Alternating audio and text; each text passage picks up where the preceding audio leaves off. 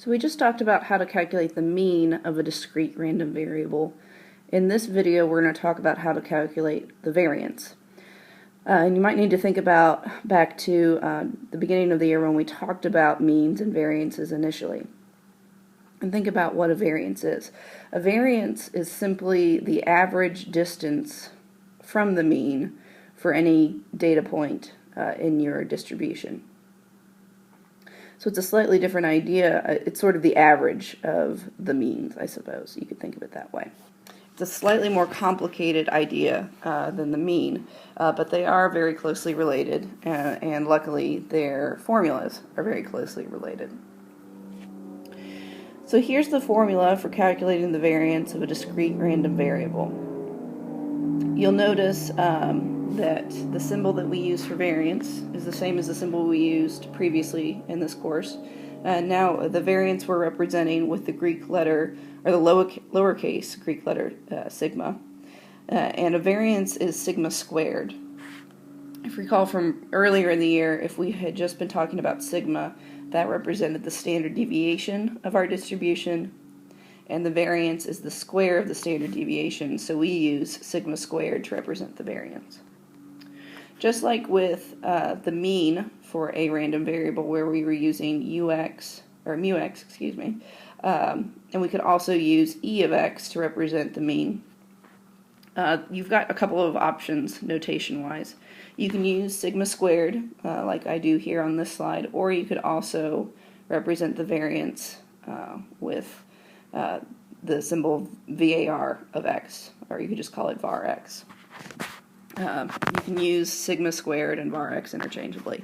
I don't particularly have any preference as to which one you use. So let's talk about the formula itself a little bit.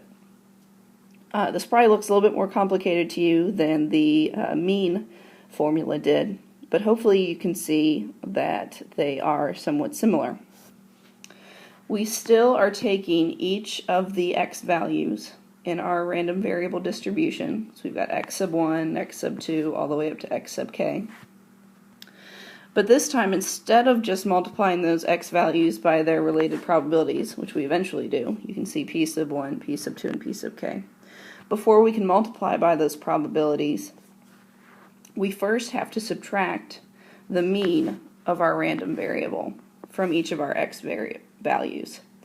And that should make some sense because, like I just said a moment ago, the variance of a random variable is simply a calculation of the average distance from the mean for each of the values in your distribution.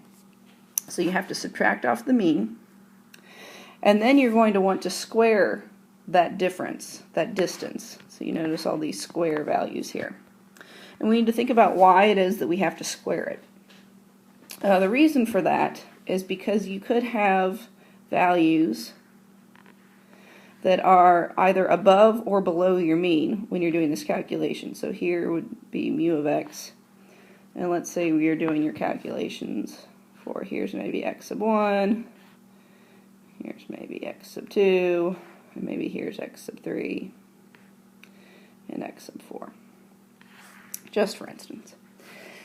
If you weren't squaring that distance from each of your x values out to your mean, then some of your distances would be positive, like these guys over here, and some would be negative, which means they would cancel each other out, and then you might end up with a variance of 0.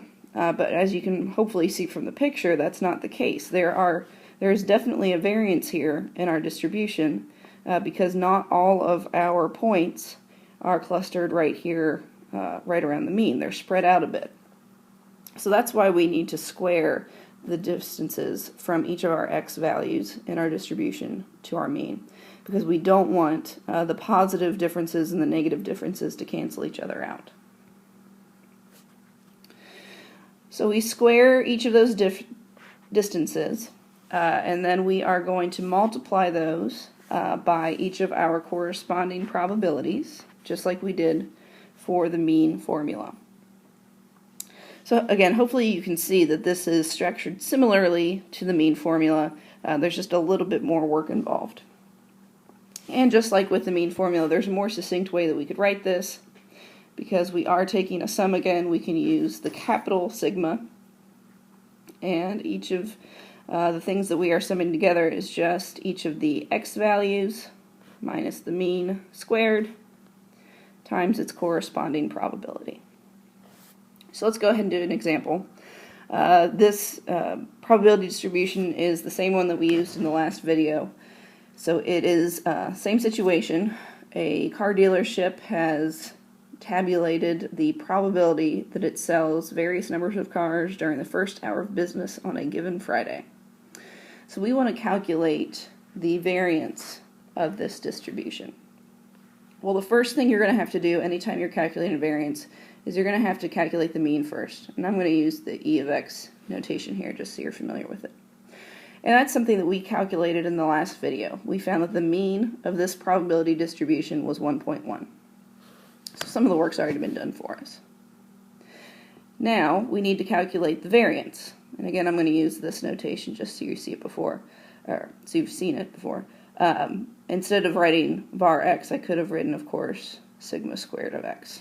That would work too. So like we said a moment ago when we were looking at the formula, what we must do is take each of our x values. So we start off with 0. We're going to subtract our mean, which we already found to be 1.1, and then I need to multiply that by the corresponding probability. And we already know that the probability of selling 0 cars is 30%. So I've taken care of 0. Now I need to do the same calculation for the event that we sell 1 car. So I do 1 minus 1.1 squared times its probability, which is 0.4. Then we need to do the calculation for the event that we sell 2 cars. And that's probability of 20%. And finally, we need to calculate the variance associated with the event of selling 3 cars. And it has a probability of 10%. And so once you've plugged everything in, all you need to do is simplify this expression and do the calculation. So just give me a second and I'll come back with our answer. Okay, so if you tally all of this up, you get a variance of 0.89, which should make sense. Most of our data is going to be clustered around the event that we sell 1 car. Because you notice right here on either side of that, that all accounts for 90% of our distribution. And we already know that the mean number of cars that we'll sell is 1.1. So it shouldn't be much of a surprise that our variance would be less than 1, because we know that we're going to be sort of clustered around selling 1.1 cars. If you were asked to calculate the standard deviation of this distribution, all you would need to do is take the square root of the variance. If most of the time we just notate standard deviation with the sigma, there really isn't any other alternative notation. If you said something like ST, something like this, standard deviation of x, I would know what you meant, but that's not really a standardized notation. We usually just use sigma of x. And if you take the square root of 0.89, you would get a standard deviation of 0.94, approximately. One more thing before we wrap this video up. You need to keep in mind that because of the way the variance formula works, and because we are always squaring those differences between our values of x and our means, and of course when you square something and it's forced to become positive, you cannot possibly have a variance that's negative. So if you're ever doing a calculation and you get an end result that is a negative number, that hopefully will set off the alarm bells and you'll realize that you've calculated something incorrectly. Negative variances do not exist. There's no such thing. So keep that in mind as you're working through these problems.